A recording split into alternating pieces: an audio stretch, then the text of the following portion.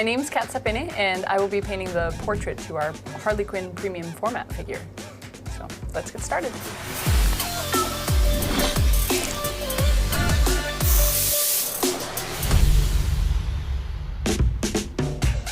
I've mixed up all the colors that I'm gonna need to get this done.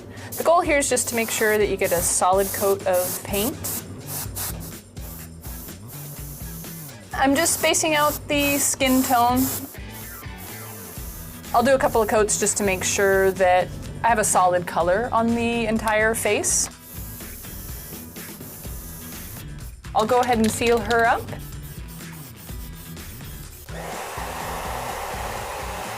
We're going to start in with some washes and sponge stippling to add a little bit of texture to the skin. Usually I'll start with the blue, mostly because it kind of mimics your own body where you've got the blue underneath in your veins. And then just a little moist sponge. But it really does leave a little bit of a stain. But sometimes if too much comes off, I'll add a second layer. Mostly what you're just going to see is a slight change in the skin tone where there's more blues in there. Now that I've got the little blue speckling sealed, I'm going to go in with a little bit of yellow and basically do the same thing. Just take my brush and do a little wash. You want to work kind of quickly so you don't end up with any pools of color.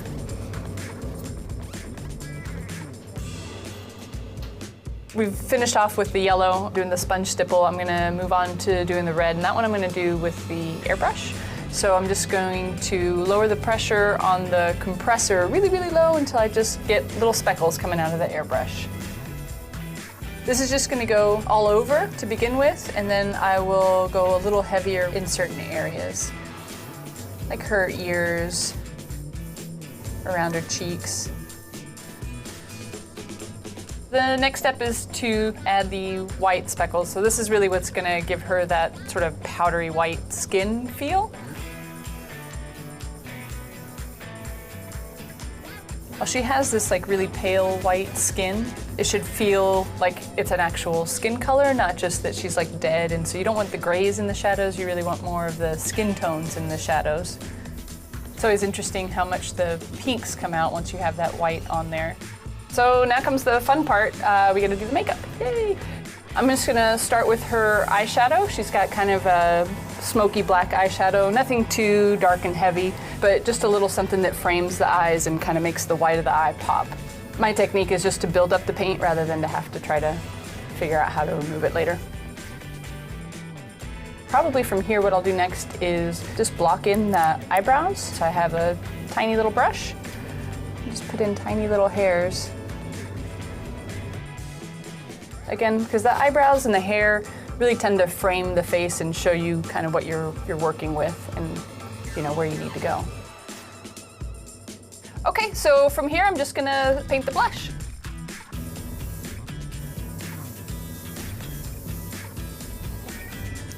Maybe later we'll add a little bit of blush to the chin, but I'm just gonna leave that off for now. You always want to make sure you step back and take a look at the thing as a whole. Sometimes you get really focused, and once you step back, you realize like, oh, geez, like she's got a ton of makeup on. It's always best to just do a little bit at a time. I'm gonna go ahead and paint in the white of her eyes. I have my sclera color. It's an odd, very pale gray color. On a figure like this one where she's got pretty large eyes, you don't want to just look like they're glowing.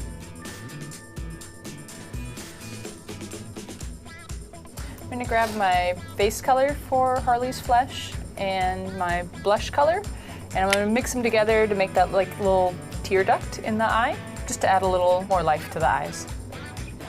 I kind of overdo it a little bit. I'll sort of overpaint the area, and I'll kind of cut back in with the mascara and eyeliner, because she's going to be pretty well made up. That's all you're looking for.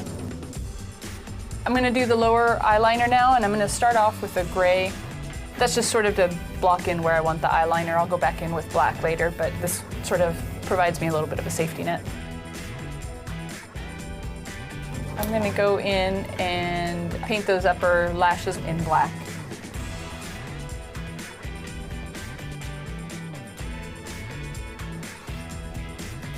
just have to be a little careful doing the eyeliner because you can really reshape the eye from how it was sculpted. So you want to be a little bit aware of what you're doing and how it's affecting the shapes of the face. There we go. Now that the eyeliner is done, I'm going to move on to the lips. At the end, she's actually going to have this really dark red, almost black, so I'm going to airbrush over this with black. Right now, it's really just about making her lips symmetrical.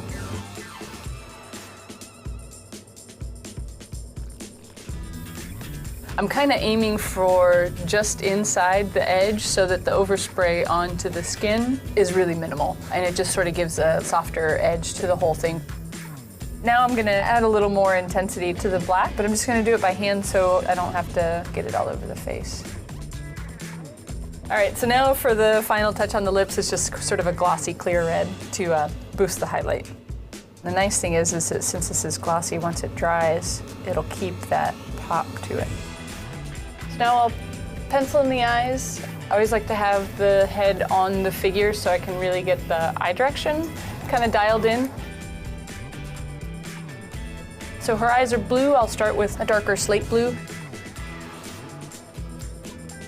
And then I'll go in with a fine brush and do all the little details with some lighter colors to really give it a more realistic look.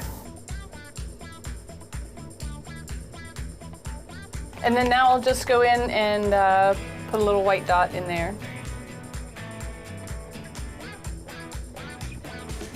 The last step here is just going to be adding a little bit of rosiness to the inner corner of the eye and a little bit on the outer corner of the eye, just to simulate just that subtle redness that you have in the eyes. Now that we're finally done with the face, yay! I'm just going to go in and get started airbrushing the hairline just to keep it a little softer an edge, and then we'll go in by hand and do some little hairs. Kind of like the lips, I'm not actually aiming for the edge right here. I'm aiming in a little bit and just letting the overspray blend it out.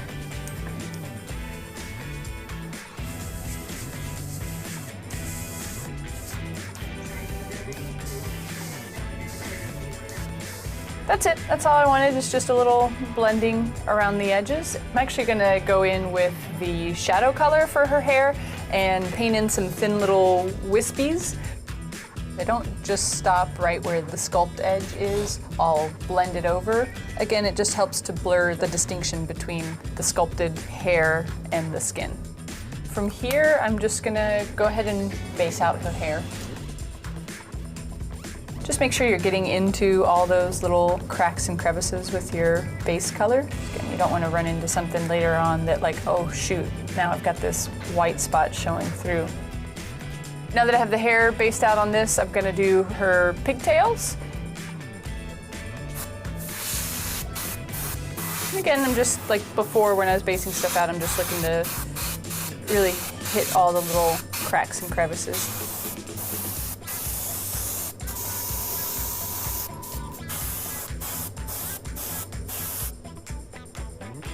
So the hair's all based out. We're just gonna throw in some highlights. To do that though, I wanna put the head on the body just to make sure that I'm putting the highlights in where the lighting is hitting her.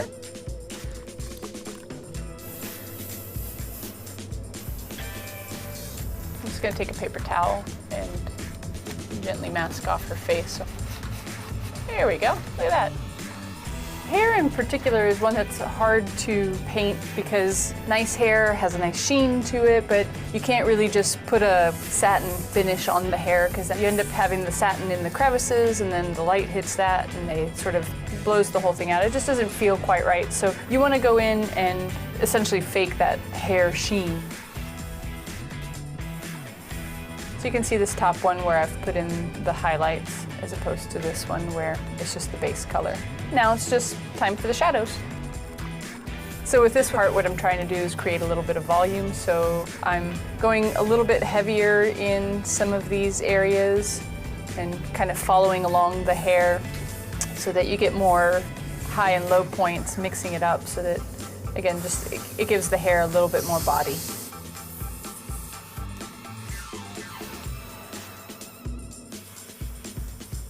There we go. I'm just gonna add a little bit of this kind of a platinum blonde metallic color that I've mixed up. With her hair being so pale, that little bit of metallic shimmer will really help bring it to life. Kind of moving the brush across the grain of the hair, but also kind of sliding it down a little bit. That way it's just hitting the tops of the hair. So now that we have that nice little shimmer in her hair, it's time to just do the ends of the ponytails with kind of a pink.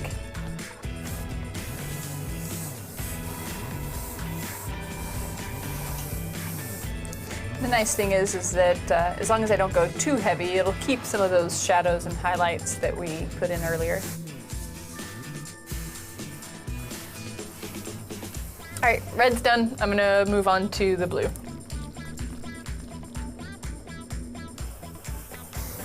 So for the most part here, I'm trying not to go back and forth. I'm just sort of starting out here and then sort of letting the paint disappear as I get closer to the ends. That way you get a good fade. If you kind of go back, you end up with a kind of a harsh edge.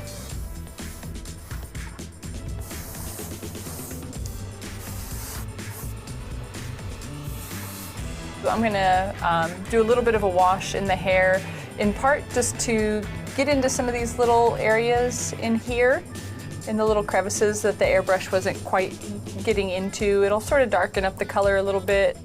I want it to look a little disheveled, so I'll have some like little streaks and stuff.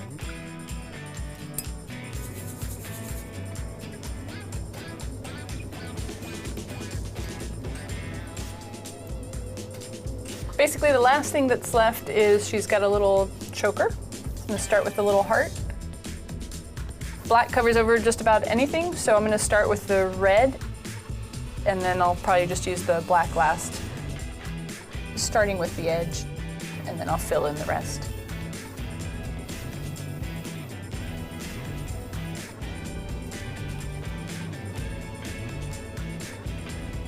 Now I just have to paint her buckle. We're gonna put a little silver on there, and we'll be done with the whole thing.